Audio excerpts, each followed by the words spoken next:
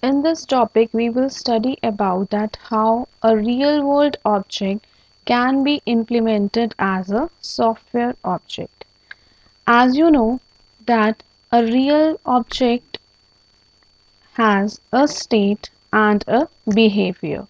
The state represents the features or the characteristics it has, and behavior tells the functionality of that object. Therefore, the state of a real world object is described as a variable in the software terms, and the behavior of a real world object is described as the set of functions of that particular object in software terms. And third here is given as identity. Identity, it is the object or the value that is used by JVM, that is Java Virtual Machine, inside its working. So to identify each object uniquely. So identity is used by JVM to differentiate one object from the other object. Now we have discussed that class is a collection of similar kind of objects. Now, what is the use of these objects?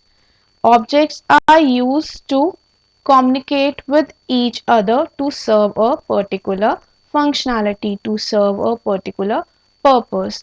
Now, how do they communicate with each other is known as message passing. This communication is known as message passing, and what they communicate in between them is known as a message.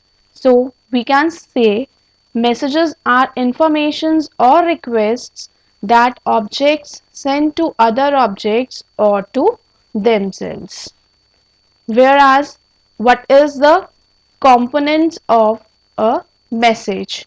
The components include the name of the object to receive the message, the name of the method to perform, and the number of parameters needed for the method. Here we can see in this slide, manager and employee are the objects, and the manager is conveying a message to the employee, and here is the message to whom manager is sending the message is object 2, sorry, and it is employee here. Object 1 is manager, object 2 is employee. So manager is sending a message to employee. So in two part it is written employee. The name we have studied, the name of the method to perform, it is method name, and the manager is sending a message to employee that he has been hired, that he has got an employment. So method name here is get hired, and the parameters that he is sending, the values that he is sending to the employee is that you are hired with the salary of $45,000, and you will start your job on 10th on this 21st October 99. I hope everything is clear from this slide. Next is class and its name. We know that class is a blueprint or a design for number of objects, and all the objects exhibit the behavior of their class.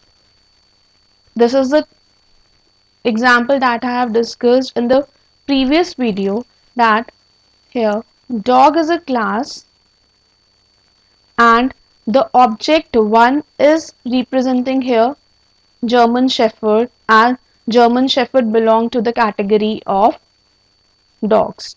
Next object of this class is Bulldog, and here Bulldog is also belongs to the category of dogs. Means they are German Shepherd and Bulldog, both are the dogs, and they share behavior of which class?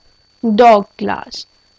And here breed, size, color, age are represented as variable or data in the classes, and eat, run, name and functions are the functions of this method. So anything a class possesses is possessed by the objects of its class also. Like here, dog class has the variables breed, size, color, age. Like for example, this German Shepherd has breed, size, color, age. Function of the dog class is eat, run, name, and this function is also exhibited by both the objects German Shepherd and Bulldog. So what is the need of the class? We can say that in Java everything revolves around objects and classes. Without classes we cannot run or we cannot develop any program in Java. So this is the main need of a class in Java, and without these classes we cannot create objects, as objects are the part of the class, or we can say that objects are the instances of this class. Here German Shepherd and Bulldog are the instances or objects of the class dog. Now this, what is written over here is class as abstractions for sets of objects. We have discussed yesterday that what do you mean by abstraction? Abstraction is the act of representing essential features without including the background details. Now let us take the examples of abstraction, why we say that class is an abstraction. Here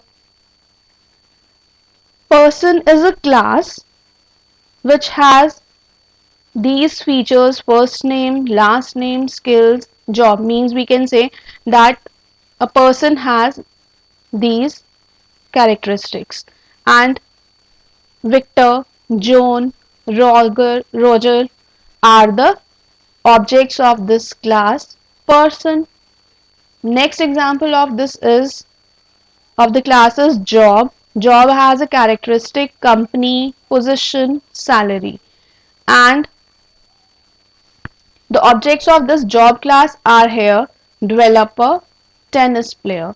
Means why we say that a class is an abstraction, because the existence of the class is conceptual. It is logical. It does not actually exist. But what actually exists are the objects of these class. So here Victor, John, Roger all possess the characteristics of this class person, and developer and tennis player here all possess the features of this class job, that is company name, position and salary.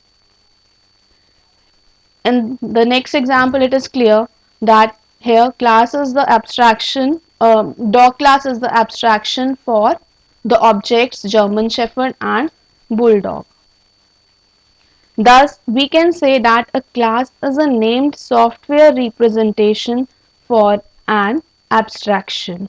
Means when we have to develop a program, we need to give a name to a class and to develop that particular class with their definition and the methods. Next is, an object is a distinct instance of a given class that is structurally identical to all other instances of that class. As I have already told you that objects are the part of the classes and they share the structure of the class. And what is the structure of the class? The variables and the functions that it is having. Next, software code in OOPS is written to define classes, instantiate objects and manipulate these objects. Means everything in OOPS in Java is revolving around classes, objects and manipulations of these objects, and how do we manipulate these objects? By messages and message passing. Lastly, objects are the instance of a class. It is already clear that objects are made up of the classes, and we can say that they are the part of the class or instance of the class. And class is an object factory. We know factory produces many items. So how can we say, what do you mean by object factory? Factory of objects. And we are saying that class is a factory of objects, means class is producing number of objects. Thank you. I hope you have enjoyed this lecture and the concepts regarding classes and objects are clear to you.